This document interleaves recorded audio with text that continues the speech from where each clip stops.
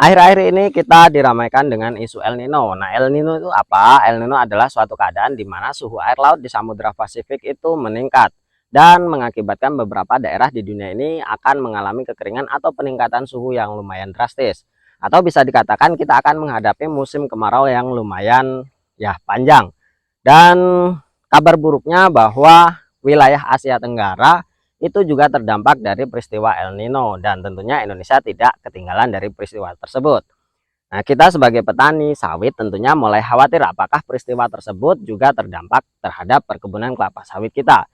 Dan apakah kita masih dianjurkan untuk memupuk ketika musim kemarau yang lumayan panjang.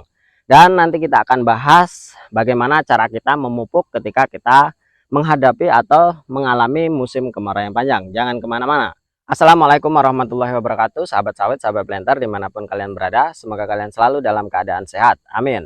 Nah teman-teman, ketika kita akan menghadapi kemarau panjang, tentunya kita harus mengerti dan tahu bagaimana caranya kita itu merawat kebun sawit kita agar kebun sawit kita itu tidak begitu terdampak dari peristiwa kemarau, atau kita tidak mengalami kerugian terhadap pupuk yang kita sebarkan. Nah, kita akan belajar bagaimana cara kita mengaplikasikan pupuk ketika kita menghadapi atau mengalami musim kemarau. Tentunya ini akan sangat penting supaya kita itu benar-benar tidak rugi teman-teman atas apa yang kita kerjakan. Tentunya pemupukan adalah sesuatu yang sangat penting untuk pertumbuhan dan perkembangan kelapa sawit sehingga kelapa sawit kita itu dapat menghasilkan hasil yang maksimal. Lalu cara pemupukan seperti apa yang seharusnya kita lakukan ketika kita menghadapi musim kemarau? Ada beberapa hal yang harus kita pertimbangkan ketika kita melakukan pemupukan di musim kemarau. Yang pertama adalah kita memperhatikan jenis pupuk apa yang akan kita gunakan. Ada beberapa jenis pupuk yang memang benar-benar memerlukan air yang cukup banyak untuk proses absorpsi atau penyerapan terhadap manfaat pupuk-pupuk ini sehingga dapat dirasakan langsung oleh pohon kelapa sawit kita. Dan biasanya pupuk-pupuk ini adalah pupuk yang terbuat dari benar-benar murni dari ekstraksi bahan kimia, dan biasanya juga pupuk ini adalah pupuk yang banyak mengandung unsur garam. Nah, pupuk-pupuk ini seperti contohnya adalah urea, KCl, dan kiserit. Dan saran kami bahwa pupuk-pupuk ini jangan dilakukan pemupukan ketika musim kemarau.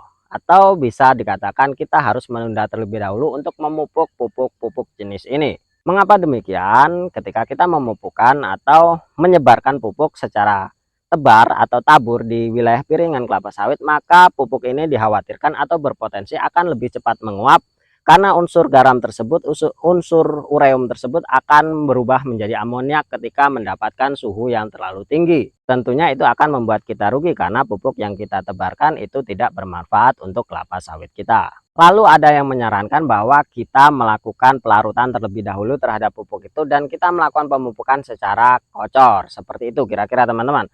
Nah, satu hal yang perlu kita ketahui bahwa berapa sih batas toleransi kita bisa melarutkan pupuk tersebut.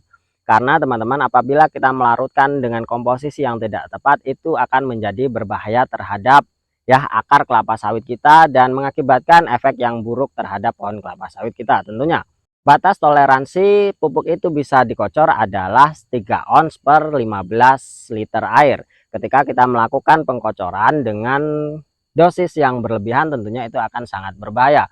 Dan tentunya teman-teman, dengan ukuran tersebut kita bisa simpulkan kita akan memerlukan banyak sekali air untuk dapat melarutkan pupuk tersebut, dan itu akan menjadi sesuatu yang sangat merepotkan untuk kita. Kemudian ada lagi yang menyarankan kita untuk membuat lubang atau menggali di sekitaran piringan kelapa sawit dan kita benamkan pupuk tersebut, kemudian kita timbun dengan tanah.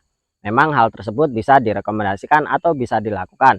Namun logikanya seperti ini teman-teman. Pupuk tersebut masih tetap memerlukan air yang cukup banyak untuk untuk melarutkan pupuk tersebut sehingga bisa diabsorpsi oleh tanaman. Dan tentunya kapan air itu bisa datang dengan cukup banyak? Tentunya ketika musim hujan. Jadi percuma saja kita memupuk pada saat itu dan efeknya akan terasa ketika musim hujan itu akan datang. Artinya juga akan sia-sia. Lalu pupuk apa teman-teman yang boleh kita taburkan ketika musim kemarau? Yaitu pupuk dolomit dan pupuk fosfat. Karena pupuk ini adalah terbuat dari batuan alami yang digerus dan kemudian bisa dijadikan pupuk. Jadi mereka tidak memerlukan air untuk proses absorpsi atau proses penyerapan terhadap tanaman kelapa sawit kita. Jadi saran saya untuk 3 jenis pupuk tadi seperti urea, KCL itu silahkan kalian melakukan penundaan terlebih dahulu hingga menunggu nanti musim kemarau tiba. Dan ketika akan timbul hujan atau ciri-ciri akan turun hujan, maka kalian boleh melakukan pemupukan dari 3 jenis pupuk tersebut. Dan untuk kedua jenis pupuk dolomit dan fosfat itu silahkan kalian melakukan pemupukan ketika musim kemarau. Mungkin hanya itu teman-teman yang bisa saya sampaikan. Semoga bermanfaat. Silahkan subscribe bila kalian menyukai video ini. Saya tutup. Wassalamualaikum warahmatullahi wabarakatuh.